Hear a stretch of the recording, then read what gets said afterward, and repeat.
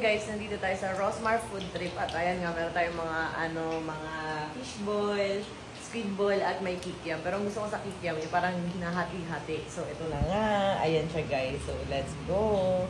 Prito here. Ayan, prito-prito natin ang ganyan. Bukas na, guys, kasi pahapon na open to kasi syempre merienda, kakabukas lang. Ayan.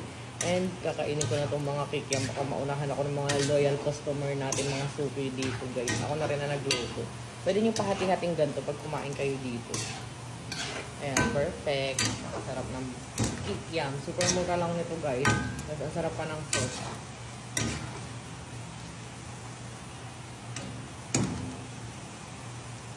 Ayan na. So, goodness Arman sa Tagaytay Resort. Kaka-open lang. May coffee frap, milk tea juice, meron ding fried noodles, burger and fries, popcorn, pancake, and dessert. May shawarma, takoyaki, and lunches, and may for food. Napakasarap na sauce natin. Sweet chili. And charan! Lutong.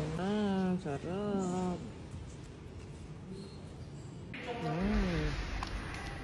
Perfect.